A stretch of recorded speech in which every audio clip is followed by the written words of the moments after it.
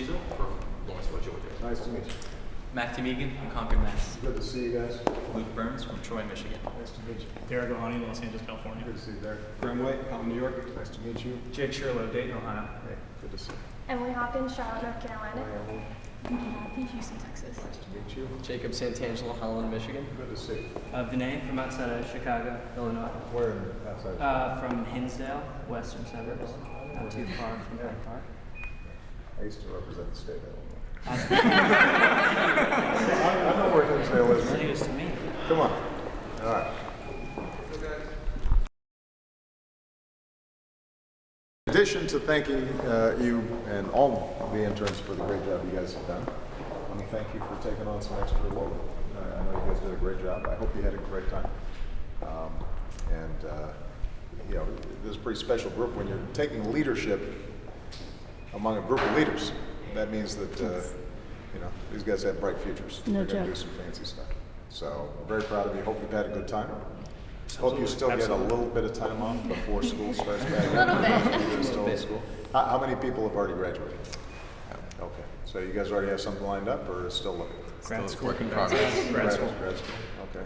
All right. Well, I wish you all the best. I hope some of you decide to stay in public service. All right. Thank you, Mr. Thank you so much. Come on, let's go take the rest. Say hi to the rest of the program. Come on.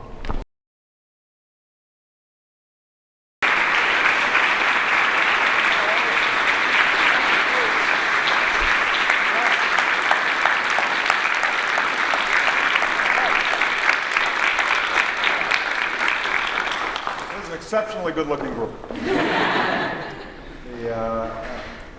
First of all, let me thank all of you for the great job that you've done. You know, everybody I've talked to said this intern class was outstanding. You know, I know that all of you have had you know, a range of experiences in the agencies or in the offices where you've been working, but I can tell you everybody's performed professionally and had a great attitude, and we've really enjoyed having you. Usually what I do is I take time for a few questions, but I'll do it after the pictures, okay? So I suspect you guys have already planned out. So am I ready? Is that my spot? Great job.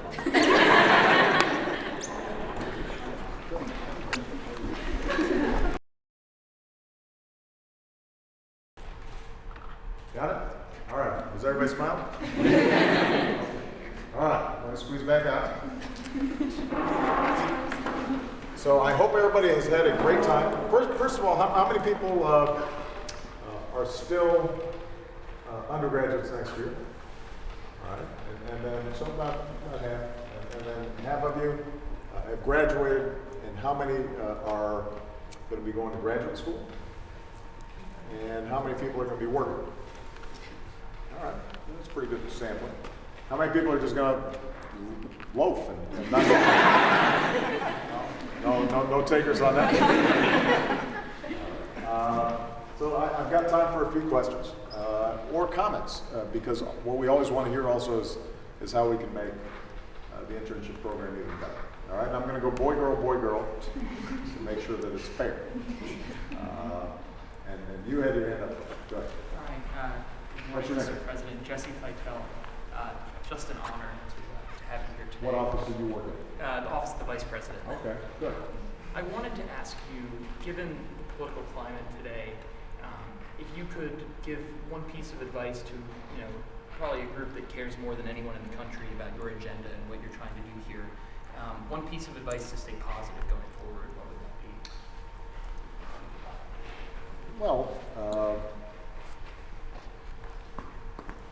I think the most important thing for me, at least, is to remember that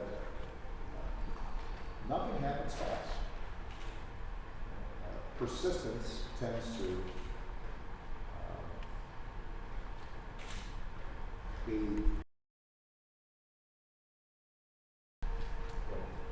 things that are worthwhile require you writing down. Every once in a while, something happens. You know, I had lunch with Greg Popovich, who, for basketball fans, you know that he's the coach of the San Antonio Spurs. One of the created by the greatest coaches of all time, the reform. And he has a quote from Jacob Riis, a writer, and the idea, I don't remember the exact quote. It talks about a sculptor who is just chipping away at this piece of rock. And for the first 1,000 knocks, nothing happens, and on the 1,001st, the rock breaks away, and the sculptures will be clean. People get very excited about the 1,001st strike, but the previous 1,000 made a big difference. And I think that's how you have to think about public policy. We were able to get health care passed in part because 6 or 7 previous presidents had failed, but we kept on building on those failures to learn lessons to finally get it done. And then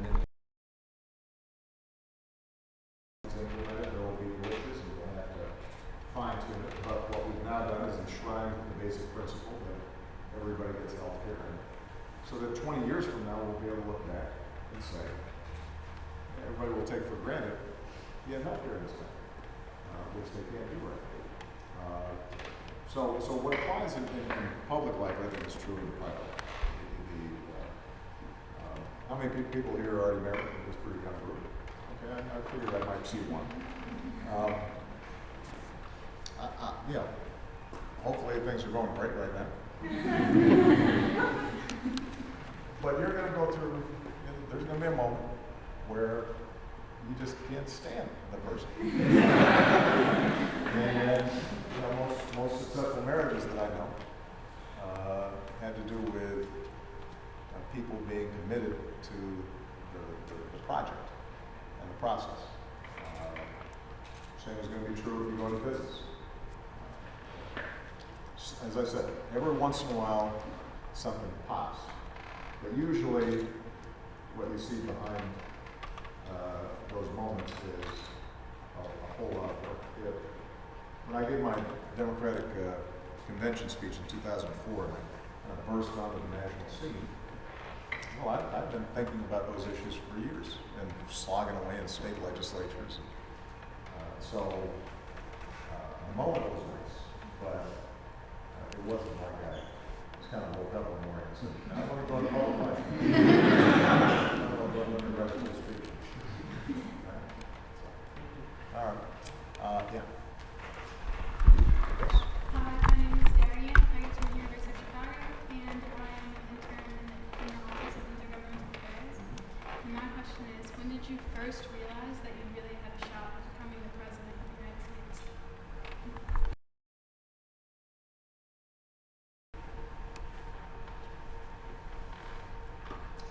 I'm not, unlike some of you here, I suspect. I wasn't thinking about being president when I was 7 or 8. I'm not naming anybody in particular, but I was talking about being here.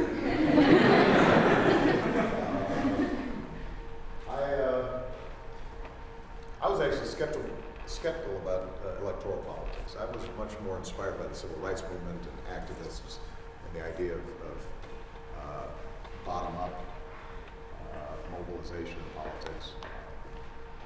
And I ended up running for office only after I had worked in the community for a pretty long time. I don't think I probably knew that I could conceivably run for the presidency until that speech in Boston. Yeah, just because the reaction was bigger than I might have expected. But knowing that you can run for the presidency is not the same as knowing that you will win the presidency. At any given time in American history, there are probably 1,000 people who, given the right circumstances, the right breaks, happenstance, serendipity, could end up winning the presidency. And that kind of narrows over time, over a certain period of time, just because some people, the timing's not right, a family member gets sick, whatever it is that you're offering isn't exactly what is trending at the moment. And which is why I guess one thing I'd advise everybody to do is not spend their lives trying to be something, but rather spend your life trying to do something. Because the advantage of focusing on what you're accomplishing as opposed to what office you're holding is that if you don't achieve the office, you can still look back and say, man, I got a lot of stuff in there. And I'm really proud of it. And I enjoyed it while I was doing it. And so, and again, that's not just, I think, in public life. It's true for in business. If your whole thing is, I'm going to be the CEO of yada yada. Well, maybe not. But if you say, I love tinkering with electronics, and so I want to get into electronics, and I'm going to come up with all kinds of neat new electronic stuff. Maybe at some point I'll start a business, invent the next iPod. Well, maybe you'll do that. And if you don't, you might still invent something else that's pretty cool and interesting, and you'll have a fulfilling and satisfying life and have made a big contribution. So, one of the biggest problems here in Washington is a lot of people I want to be a senator. I want to be a congressman. And then once they get here, well, why did you want to be a senator? Why did you want to be a congressman? What is it that you were trying to accomplish? What issue or cause or mission moved you? And if you get here and you don't have one of those, then you have no core. You have no center. And that's why you end up having folks who just say whatever it is that they think will help them keep their office. And once you get in that mode, then you never get anything really interesting accomplished because you're constantly just being buffeted by the wind. All right. Yeah. Right. No. Right. Hi, my name is Nick Melvoin. I'm working with the DPC. And I was curious how you've managed to balance your career and family life and how you and the First Lady reach those decisions. I'm not sure I managed it. This is not just public life. I think this is just for type A personalities like all of you. Will be an ongoing problem. It's not hard to manage until you have kids, because you can always find time. You'll always be able to figure out when you're going to take our vacation, let's have dinner, if it's late. And then it's just a logistical issue. When you have kids, then you do have to make significant choices. And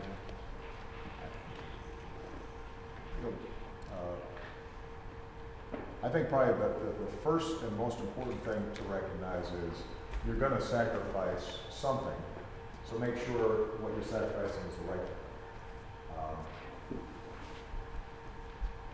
After we got married, I think the basic assumption is that you don't go hang out at a club. I mean, you just don't have time to club.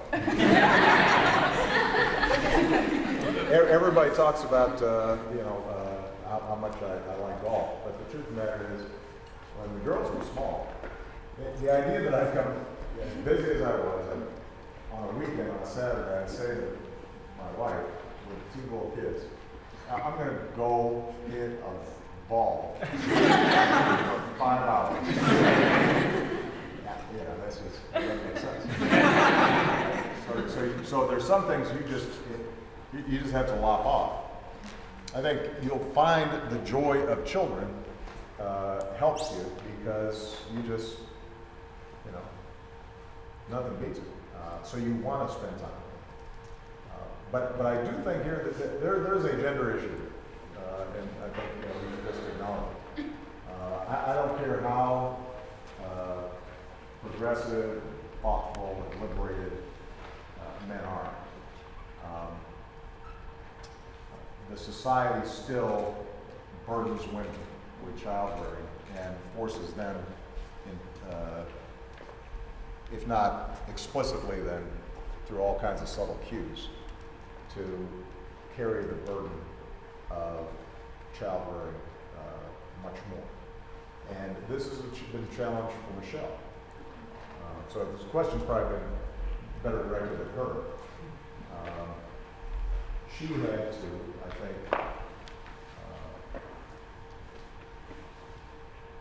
put up with more stress and more tension, particularly from the ages of, say, up until the kids around 6 or 7. Those are hard years. Newborn to 5, 6, 7 years old. That's just hard for families because the child needs a lot of attention. We don't have a good system of early childhood education or daycare. So there's a lot of juggling going on. If the woman's also a professional, then there's a greater psychic burden that's being placed. So I guess my biggest advice would be men. Recognize, your wife's not the only one who's supposed to be making sacrifices. That's not the deal. And we have a couple of women here whose husbands actually stay at home, or a good example is actually David Clark. Probably the best political mind of our generation in terms of just logistics of running a campaign. He and his wife struck a deal where basically for 2 years during election season, he's obsessive. He's working all the time.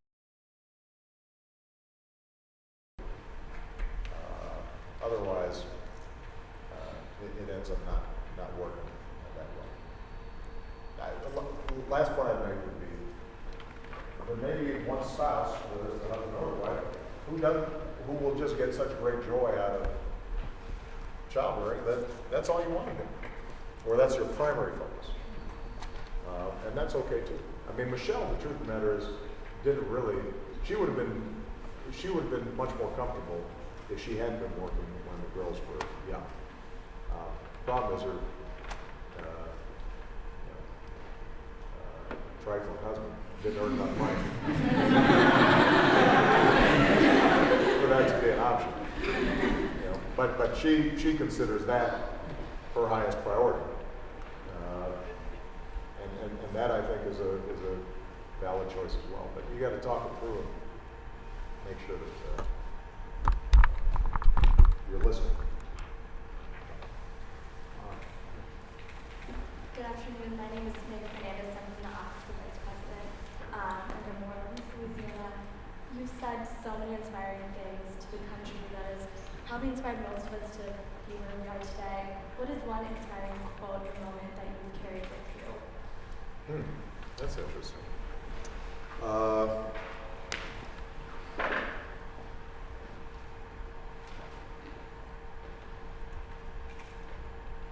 I'm not one of these people who have, as you can tell, because I couldn't quote the thing. I'm not one of these folks who carries on like epigrams, pithy or tough, when the going gets tough. That's not, I don't think that way, generally. What inspires me are people's stories and the trajectory of people's lives. And, some of them are well-known lives. Gandhi, King,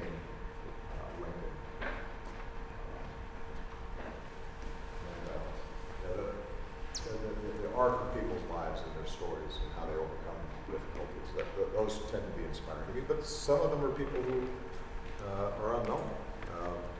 I'll give you an example. Somebody who I draw inspiration from is Michelle's dad.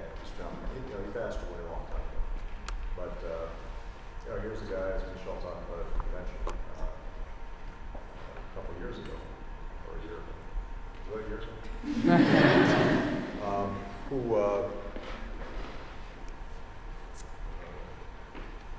was struck with multiple sclerosis when he was 33, and came from a poor family, and went on and worked for 25 years, going to work every day in a blue-collar job. Had to wake up an hour earlier than everybody else to dress himself, because by that time he was really disabled. Never missed one of his son's ball games, never missed one of Michelle's dance recitals. Never complained. Was a joyful person to be with. That inspires me. A lot of times people ask me, you're under so much burden, people are attacking you, and this and the other. And it's very useful for me to remember somebody like him, who has gone through much more difficult challenges than I have, and still gets up in the morning, does his job. Actually, that's a good line. It's not inspiring, but it's a line that I happen to remember because how many people here have seen The Departed? Great play. I happened to catch it on TV the other night, and Mark Wahlberg plays this rough cop who's trying to root out corruption and the mob. They had this surveillance going on. Something goes wrong with the surveillance, and the guy who's in charge of the surveillance is kind of, screwed up, and he doesn't really know why, but he's being defensive about it. And so Wahlberg gets in his face, and what's going on? Why is?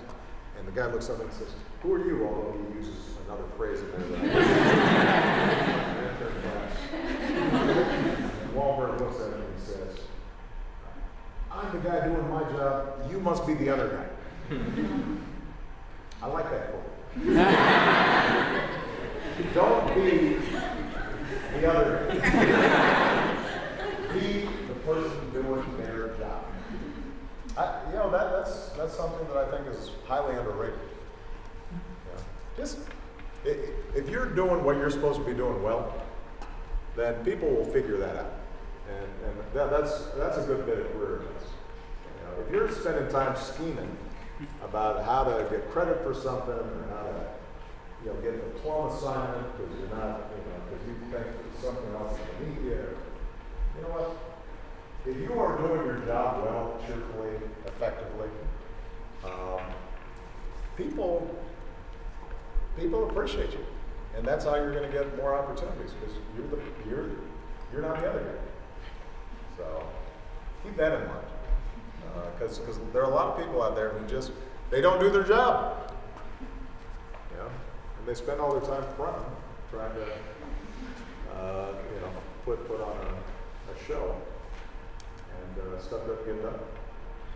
I got time for one more question.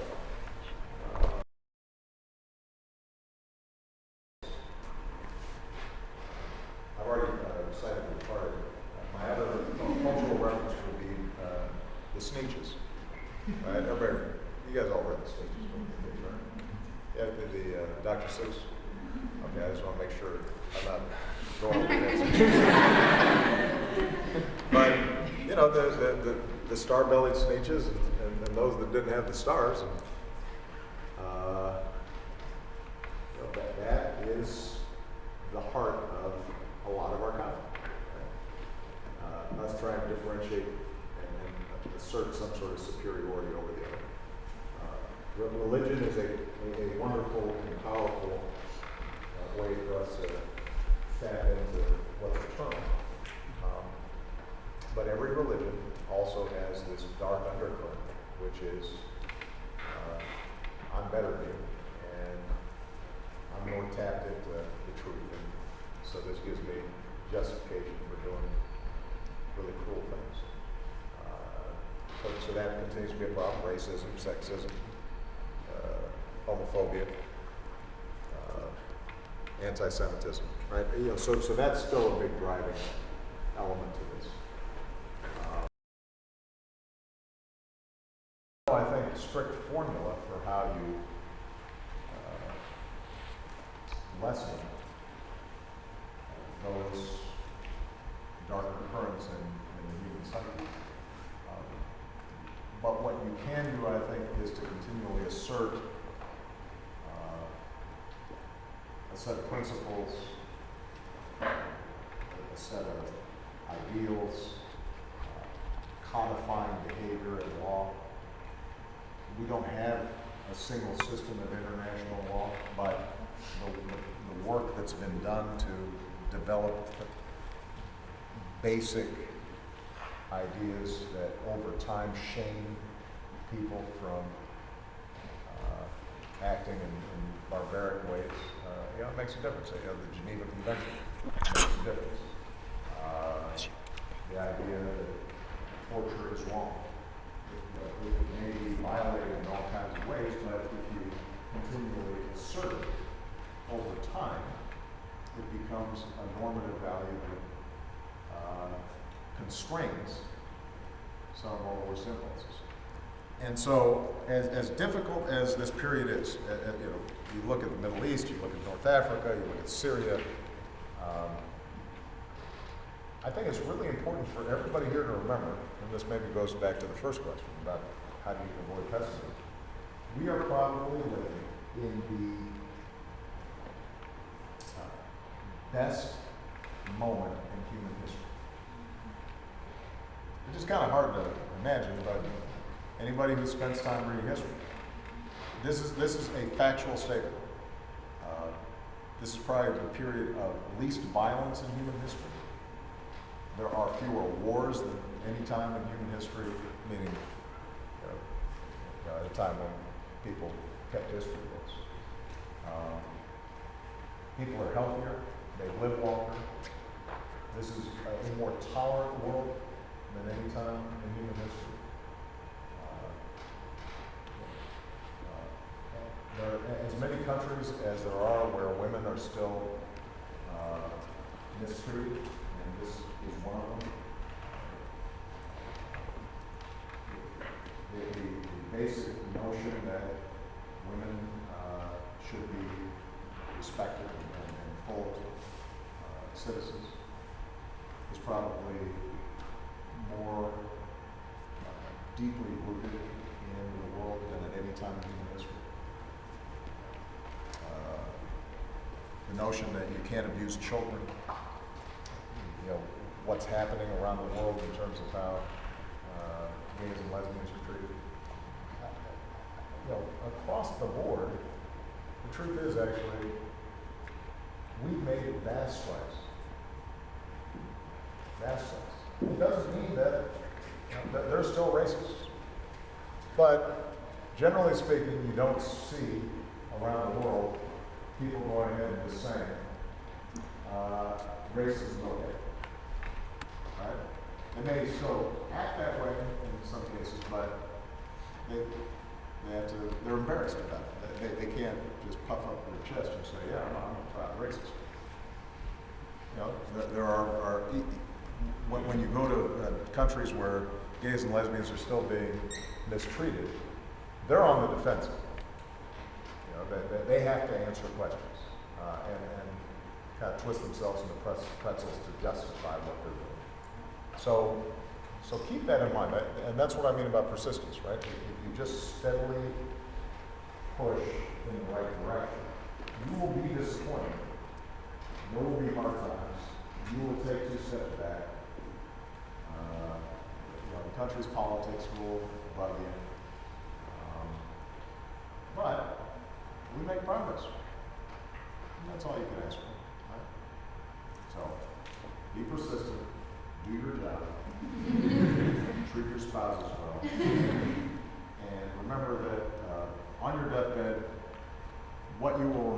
is not the grades you got, or the promotions you got, or your salary. It'll be the time you spent with your family and maybe those moments where you helped someone. All right? Thank you, guys.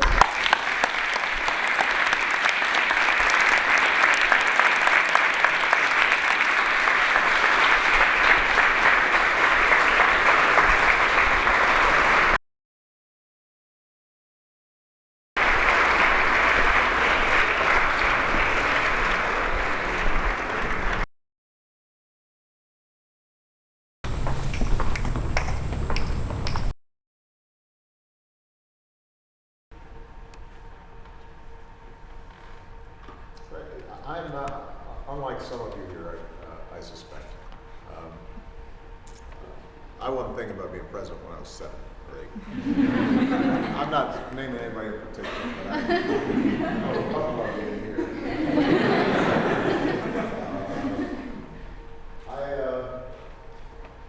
I was actually skeptical about electoral politics. I was much more inspired by the civil rights movement and activists and the idea of bottom-up mobilization in politics. And I ended up running for office only after I had worked in the community for a pretty long time. I don't think I probably knew that I could conceivably run for the presidency until that speech in Boston. Just because the reaction was bigger than I might have expected. But knowing that you can run for the presidency is not the same as knowing that you will win the presidency. At any given time in American history, there are probably 1,000 people who, given the right circumstances, the right breaks, happenstance, serendipity, could end up winning the presidency.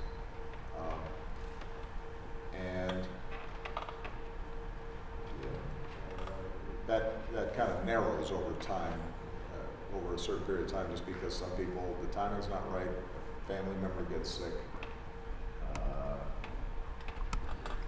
whatever it is that you're offering isn't exactly what is trending at the moment. And which is why I guess one thing I'd advise everybody to do is not spend their lives trying to be something, but rather spend your life trying to do something. Because the advantage of focusing on what you're accomplishing as opposed to what office you're holding is that if you don't achieve the office, you can still look back and say, man, I got a lot of stuff in there. And I'm really proud of it. And I enjoyed it while I was doing it. And so, and again, that's not just, I think, in public life. It's true in business. If your whole thing is, I'm going to be the CEO of yada yada. Well, maybe not. But if you say, I love tinkering with electronics, and so I want to get into electronics, and I'm going to come up with all kinds of neat new electronic stuff. Maybe at some point I'll start a business, invent the next iPod. Well, maybe you'll do that. And if you don't, you might still invent something else that's pretty cool and interesting, and you'll have a fulfilling and satisfying life and have made a big contribution. So, one of the biggest problems here in Washington is a lot of people, I want to be a senator. I want to be a congressman. And then once they get here, well, why did you want to be a senator? Why did you want to be a congressman? What is it that you were trying to accomplish? What issue or cause or mission moved you? And if you get here and you don't have one of those, then you have no core. You have no center. And that's why you end up having folks who just say whatever it is that they think will help them keep their office. And once you get in that mode, then you never get anything really interesting accomplished because you're constantly just being buffeted by the wind. All right.